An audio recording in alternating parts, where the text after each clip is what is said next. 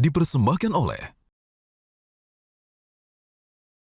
Dan pemirsa, terima kasih Anda masih bersama kami di 30 Minutes with Mimi Aesthetic and Wellness. Masih bersama saya Iqbal Switami Harja dan juga narasumber-narasumber yang luar biasa. Kita sempat terpotong jeda tadi terkait pertanyaan sebetulnya masyarakat ini lebih fokus pada prevention atau pencegahan dibandingkan memperbaiki kondisi kulit yang sudah terlambat, atau seperti apa sih Dokter Mimi?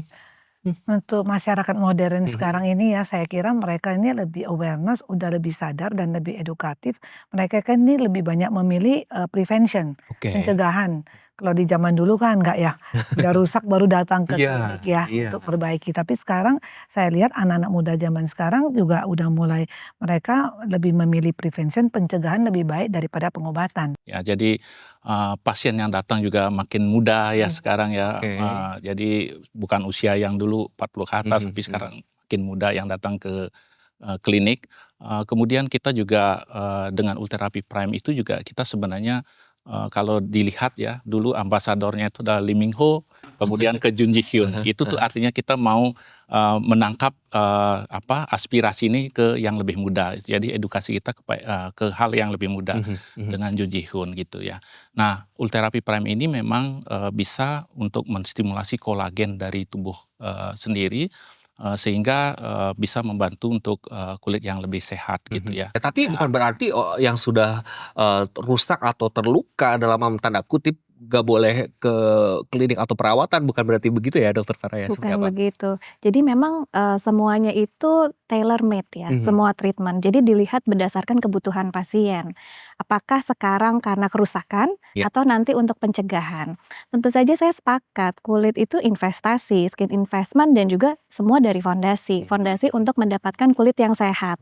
Dengan mendapatkan segala treatment yang dibutuhkan untuk menjadi kulit sehat dan yang pastinya harus aman. Ini tadi juga disebutkan bahwa tailor made begitu dari Dokter Farah. Dokter Mimi, kita sempat ngobrol sebelum kita melakukan diskusi ini. Dokter nggak bisa nih asal ngasih, Iqbal kamu ini semua nggak bisa. Kita cek dulu semua, tapi bagaimana sih menentukan treatment aging dan pigmentasi yang tepat untuk tiap pasien itu sendiri, Dok? Berarti analisanya harus benar-benar precise ya, Dok? Benar.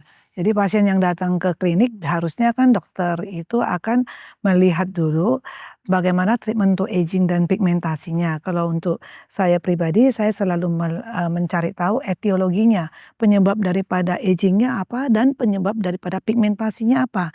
Nah, penyebab itu kan macam-macam.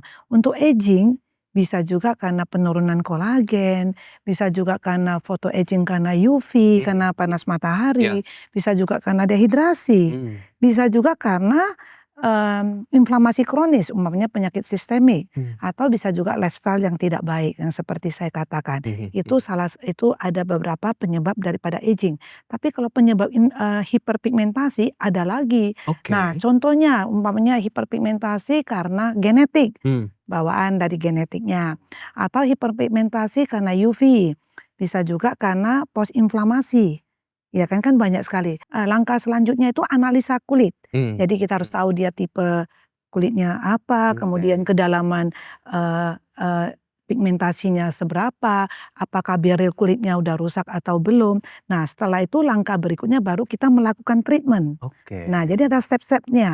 Nah, setelah kita melakukan treatment kita lihat, nah yang kita bicarakan kan sekarang aging dan pigmentasi. Nah, aging itu kalau semua yang berbau aging itu pasti selalu ada hiperpigmentasi dan selalu ada teksturnya juga udah jelek, kerutannya sudah mulai kelihatan jelas. Kemudian laxity, kendor biasanya. Kalau namanya aging udah pasti kendor ya. Karena gravitasi bumi ini jahat sekali ya, Dok ya. Nah, kalau mau ya kita hidup di bulan ya, jadi ada gravitasinya.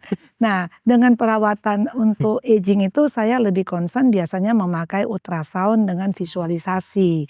Nah, ultrasound itu kan macam-macam ya alat teknologi, ada yang tanpa visualisasi. Saya pribadi dengan visualisasi saya lebih yakin targetnya tercapai, presisi, karena apa yang saya mau tembak, contohnya saya mau perangsangan kolagen di lapisan dermis maupun lapisan SMES, nah itu lebih tepat karena kelihatan layer per layer di dalam monitor daripada alat ultrasoundnya, itu yang saya sukai. Dan bisa juga selain dengan ultrasound, bisa juga dengan RF monopolar. Maksudnya seperti apa? Terkait hal tersebut bisa dijelaskan lebih jauh? Dok? Di monopolar RF yang ini saya mau jelaskan sedikit untuk teknologi ya. Oke. Ya. Monopolar RF itu di historinya sudah lama, kira-kira 20 tahun. Ya. Waktu pertama kalau itu energi thermal itu masuk ke dalam, ini bisa stimulasi kolagen. Oke. Jadi itu bagus. Ya, kolagennya stimulasi dan coolingnya lebih kencang. Ya, tapi masalahnya kalau terlalu panas ini ada burn. Ya, itu masalahnya ini. Jadi teknologi sekarang itu masuk cooling system. Ya, Oke. cooling system. Aha. Ini masuk di RF thermal energy di dalam dan di epidermis di surface-nya di cooling, langsung cooling. Ini pulse cooling, pulse RF. Jadi tidak panas tapi energinya Nyaman ya. Ya. di dalam. Oke. Ya. Yang ini teknologi. Wah. Ya, jadi ini tidak sakit. Ya. Tidak sakit. Ya, tidak sakit, dia lebih nyaman dan Iya. juga tanpa anestesi. Iya benar, tanpa Ya, anestesi jadi- juga. Karena Ya. saya tegang kalau misalnya mau melakukan treatment takut sakit, dan kadang katanya Iya. laki-laki lebih resistensinya lebih kurang Lebih daripada kurang perempuan dibanding begitu perempuan, ya. iya. Berarti Iya. ini kombinasi antara dokter yang tepat, produk yang tepat, dan juga teknologi sekarang menjadi kunci utama hasil treatment yang optimal. Iya, benar. Setuju? Saya sangat setuju karena semua harus berjalan sinergis. Dokternya yang berpengalaman, kemudian alat teknologinya yang memang sudah berstandar internasional dan sudah teruji, dan tentunya dengan produk yang kita pakai ya, itu akan menghasilkan hasil yang optimal. Hasil optimal. Dokter Farah seperti apa mungkin? Iya. Dokter Farah dulu. Saya sangat setuju juga tadi sudah cukup holistik apa yang disebutkan karena tadi mungkin sudah fondasi ya yang disebutkan. Sekarang kita bicara dengan pigmentasinya. Pigmentasinya tadi tentu saja jadi masalah utama. Oleh karenanya itu juga harus dilihat dulu sama dokter tipe kulitnya seperti apa, kemudian warna kulitnya seperti apa, karena kita di Indonesia ini kan warna kulitnya tuh berbeda-beda ya. Jadi kita nggak bisa tuh hanya adaptasi pasien yang Eropa disamakan treatmentnya dengan Indonesia. Itu juga jadi salah satu pertimbangan oleh dokter operator. Saya kira untuk sekarang ini kan paling bagus kalau untuk treatment pigmentasi ini sekarang yang lagi booming adalah laser Pico ya. Oke. Ya, laser laser Pico. Pico. Saya semakin tidak takut lagi dan cakrawala pengetahuan saya dan pemirsa juga semakin terbuka. Kita jeda terlebih dahulu. Kita masih punya satu segmen lagi untuk ngobrol lebih dalam. Kita tahan dulu. Pemirsa, kami akan segera kembali usai jeda. Tetaplah bersama kami.